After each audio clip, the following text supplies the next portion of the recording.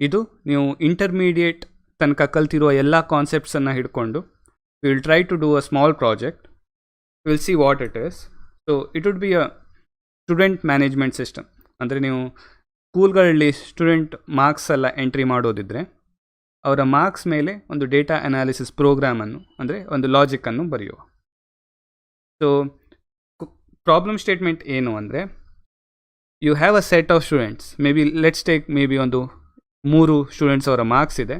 ನಾವು ಅದರಲ್ಲಿ we have to find the highest scorer in a subject, may be ಮ್ಯಾಥ್ಸಲ್ಲಿ ಅಥವಾ ಸೋಷಿಯಲಲ್ಲಿ ಅಥವಾ ಸೈನ್ಸಲ್ಲಿ ಒಂದು ಹೈಯೆಸ್ಟ್ ಮಾರ್ಕ್ಸ್ ಯಾರು ತೆಗೆದಿದ್ದಾರೆ ಅಂತ ನೋಡಬೇಕು. ಆ್ಯಂಡ್ ದೆನ್ ಯಾರು ತೆಗೆದಿದ್ದಾರೆ ಅಂತಲೂ ಒಂದು we have to find it out. So that's the problem. So we will see how the input and how the output would be. ಈಗ ಒಂದು ಲಿಸ್ಟ್ ಆಫ್ ಸ್ಟೂಡೆಂಟ್ಸ್ ಮಾರ್ಕ್ಸ್ ನಮಗೆ ಕೊಟ್ಟಿರ್ತಾರೆ, okay, or it could be someone is entering it. ಅದರ highest marks who has scored ಅಂತ ನಾವು output ಕೊಡಬೇಕು. Okay, so sample input ಹೇಗಿರ್ತದೆ ಅಂದರೆ ಮ್ಯಾಥ್ಸ್ ಇದೆ, ಸೈನ್ಸ್ ಇದೆ, ಸೋಷಿಯಲ್ ಇದೆ, you have corresponding marks and names and it has to come. So ನೀವು ಈ ವಿಡಿಯೋವನ್ನು ಇಲ್ಲಿಗೆ ಪಾಸ್ ಮಾಡಿಬಿಟ್ಟು you can try it on your own. Okay, I will start off with the solution in the next section. Okay, so let start implementing. List of students with the marks ಇದೆಯಲ್ಲ, so let's try to understand. We have to store ಈ ಸ್ಟೂಡೆಂಟ್ಸಿನ ಮಾರ್ಕ್ಸನ್ನು ಒಂದು data ಸ್ಟ್ರಕ್ಚರಲ್ಲಿ ನಾವು store ಮಾಡಬೇಕಾಗ್ತದೆ, right? So ಯಾವ data ಸ್ಟ್ರಕ್ಚರನ್ನು ನಾವು ಆಪ್ಟಿಮಮ್ ಆಗಿ ಯೂಸ್ ಮಾಡ್ಬೋದು? ವಿ ಹ್ಯಾವ್ 3 ಸಬ್ಜೆಕ್ಟ್ಸ್ ಪ್ಲಸ್ ಒಂದು ನೇಮ್ ಇದೆ, ರೈಟ್? 4 ಡೇಟಾ ಇದೆ. ಅದನ್ನು maybe let's try to define a dictionary, ಆಯಿತಾ? ಡಿಕ್ಷನರಿ ಯು ರಿಮೆಂಬರ್ ಅಲ್ಲ ಹೇಗೆ ಡಿಫೈನ್ ಮಾಡೋದು ಅಂತ. ಸೊ ಲೆಟ್ಸ್ ಸೇ ಸ್ಟೂಡೆಂಟ್ 1 ಅಂತ ನಾನು ಒಂದು ಡೇಟಾವನ್ನು ಡಿಫೈನ್ ಮಾಡ್ತೇನೆ.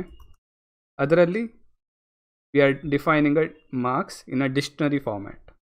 ಹೇಗೆ ಅಂದರೆ ಸೇ ಮ್ಯಾಥ್ಸ್, ಓಕೆ, ಮ್ಯಾಥ್ಸ್ ಇದೆ, ಅದರಲ್ಲಿ ಮಾರ್ಕ್ಸ್ ಮೇ ಬಿ ಅವರಿಗೆ ಒಂದು 45 ಸಿಕ್ಕಿದೆ. Then we have say social.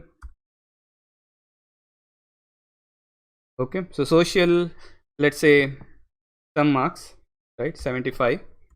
ಅದಾದಮೇಲೆ ಮೇ ಬಿ ಥರ್ಡ್ ಸಬ್ಜೆಕ್ಟ್ ಯಾವುದಿಡುವ? ಸೈನ್ಸಲ್ಲಿ he would have got may B ಒಂದು 96. And then student name, okay, name is a parameter, maybe I'll keep what Tanmay. Okay, so this is one of the students marks. We are storing it in a dictionary format. ನಿಮಗೆ ನೆನಪಿರ್ಬೋದು dictionary data ಸ್ಟ್ರಕ್ಚರಲ್ಲಿ. ಇದನ್ನೇ ನಾನು copy ಮಾಡಿ I'll create 3 more dictionaries, ಆಯಿತಾ? ಇದು student 2, ಇದು ಸೇ ಧೀರಜ್ನ marks, ಇವರಿಗೆ ಮ್ಯಾಥ್ಸಲ್ಲಿ ಸೇ 74 ಸಿಕ್ಕಿದೆ, ಇನ್ನೊಂದು ಸೈನ್ಸಲ್ಲಿ ಒಂದು 83 ಸಿಕ್ಕಿದೆ, ಸೋಷಿಯಲಲ್ಲಿ ಸೈನ್ಸಲ್ಲಿ ಒಂದು 100 ಸಿಕ್ಕಿದೆ. Okay, so next step I paste it. ಇದನ್ನು ಸ್ವಲ್ಪ ಸಣ್ಣದು ಮಾಡ್ತೇನೆ. ಸೊ ಇದು may be Suraj,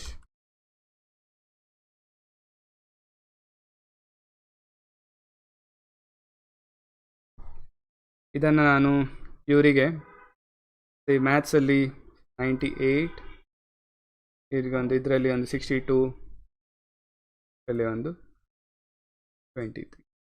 okay, so this is student 3. So 3 students marks ಇದೆ. We will try to write a small logic using the topics what we have learned so far. Okay, so ನಾನು next step ಏನು ಮಾಡ್ತೇನೆಂದರೆ I have to keep this in a list. ಯಾಕೆ ಅಂದರೆ ಇದರ ಮೇಲೆ ನಾವು data analysis ಮಾಡಬೇಕು ಅಲ್ವಾ? ಸೊ ನಮ್ಮ ಸ್ಟೂಡೆಂಟ್ಸ್ ಮಾರ್ಕ್ಸ್ ಇದೆ, 3 ಸ್ಟೂಡೆಂಟ್ಸಿನ ಮಾರ್ಕ್ಸ್ ಇದೆ, ಅದರ ಮೇಲೆ ನಾನು ಡೇಟಾ ಅನಲೈಸ್ ಮಾಡಬೇಕು. ಅಂದರೆ ಸೇ ನಾವು ಒಂದು ಎಕ್ಸಾಂಪಲ್ ತಗೊಳ್ಳುವ. ಮ್ಯಾಥ್ಸ್ ಇದು I want to find highest, right? Highest marks in maths ಯಾರು? If you are seeing as a manually human ಆಗಿ ನೋಡೋದಿದ್ರೆ 45 ಇದೆ, 74 ಇದೆ, 98 ಇದೆ. ಸೊ ಓಕೆ, ಸೂರಜ್ಗೆ ಹೈಯೆಸ್ಟ್ ಮಾರ್ಕ್ಸ್ ಸಿಕ್ಕಿದೆ. This is fine when we see, but how can we write a logic ಅನ್ನೋದಾದರೆ we have to go one student at a time. We have to check, okay, maths ಅಲ್ಲಿ 45, this is not, next 74, next 98. So one after the other you have to check it and then find the maximum one, right? So ಹಾಗೆ ಮಾಡೋದಿದ್ರೆ we have to keep this in a list. You remember the list ಅಲ್ಲ? So ಈ student ಇದನ್ನು ನಾವು for loop ಹಾಕಿ ಒಂದು ಐಟ್ರೇಟ್ ಮಾಡಲಿಕ್ಕೆ easy ಆಗಲಿಕ್ಕೆ let's keep this in a list data structure. So 3 ಸ್ಟೂಡೆಂಟ್ಸಿನ ನೇಮ್ಸನ್ನು ನಾನು ಒಂದು ಸ್ಟೂಡೆಂಟ್ ಲಿಸ್ಟ್ ಅಂತ ಡೇಟಾ ಸ್ಟ್ರಕ್ಚರ್ ಡಿಫೈನ್ ಮಾಡಿಬಿಟ್ಟು ಅದರಲ್ಲಿ ಸೇವ್ ಮಾಡ್ತೀನಿ.